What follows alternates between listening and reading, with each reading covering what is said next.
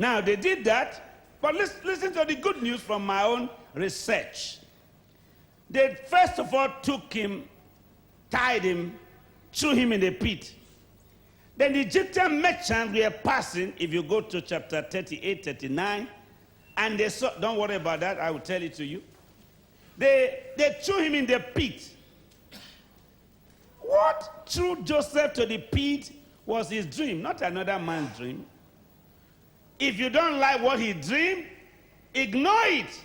But as far as they are concerned, to ignore it was not the reason, was not enough. We were to kill him for dreaming a dream. And for God to worsen it, he made him dream more. That is the part of God. He dreamed the first dream, they hated him. He dreamed the second dream, they envied him. When he dreamed the third dream, they lost their patience and took him outside the city to kill him. But on the way, somebody said, death is not the solution. Let's sell him and make some profit. They threw him to the pit. When the merchants heard a voice of someone crying in the pit, they stopped from the top of their ass or a horse or a camel. And they said, what's that noise? They said, we have one nasty dreamer. We want to sell him. The Egyptian merchant bought him. Listen to where the story started changing. When they paid for Joseph, they gave the 30 pieces of silver to his brethren, and they turned to go. On their way going back to their land, the men that bought Joseph lifted him from the ground and put him on top of a camel.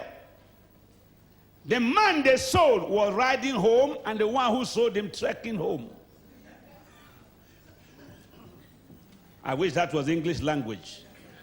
You think that's an English word? The buyers carried the man high on the top of Rolls Royce.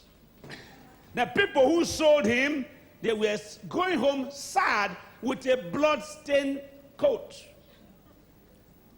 They took his coat, they sold him, but the man they sold climbed on the top of a camel, waving them, see you, bye-bye.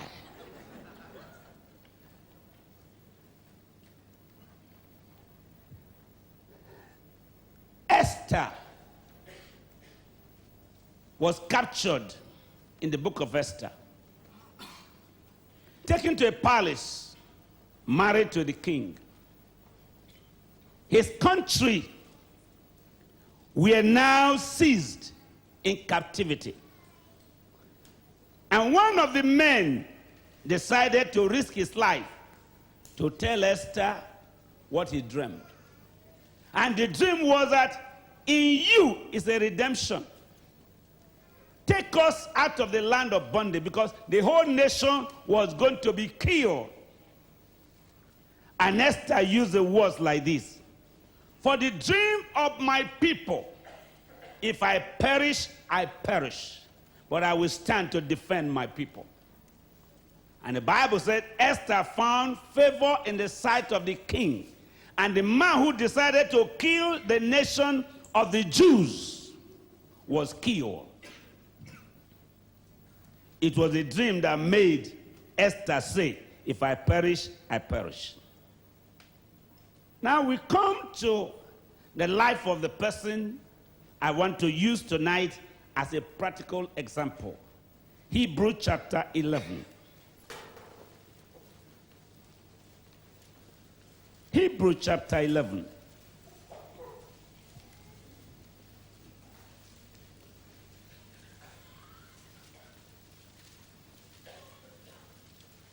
Exodus said there was a notice given for any child born in the land of Egypt. If he be a male from the age of 1 day to 2 years, they should be beheaded. In the season of beheading, a young boy was born. The Bible says when this young boy was born, the father and the mother saw him to be a proper child. And the word there in Greek translated to King James English, proper child meant a child of destiny. And so they hid him for 3 months. And the king couldn't find him. But the story started from Exodus that in labor, the Egyptian midwives were told, if any Jewish woman was in labor and the head of the child came out and you sighted it and it looks like a boy, use the knife of circumcision to cut the throat. In your hand and in my hand is constantly a knife given by the devil. You can either use a knife to kill or use a knife to do good. The Egyptian midwife said, this child has a destiny. We can't kill him. And in the danger of their lives, they spared Moses and told the mother to speed away. She sped away with Moses and hid him in the same land for 3 months. After 3 months, voice of Moses crying in the house was getting louder, and neighbors were now noticing that that's a Hebrew voice. Destiny. And the mother bought a basket or weaved a basket. The Bible says she weaved it, but I think she bought it, whichever. The Bible is correct. I can just imagine. But now, the mother took the son. Where's your baby, Faith? Are you gone out? Okay. Now for the mother to take a basket and put the son inside and go to the river bank and say to God, I've done what I know to do. Now it's your turn to do your job. I'm the channel, but you are the source. I hand Moses over to you. Listen to this. All I have been saying, all I've just said in these past few minutes is for what you believe. What price are you willing to pay for your dream and your conviction of conversion?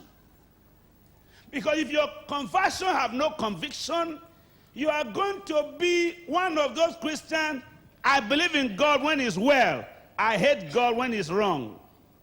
I love God when I prosper. I don't want to hear of him when I'm in trouble. And when you don't want to hear of God, it's more for you daily than the time you want to hear of God.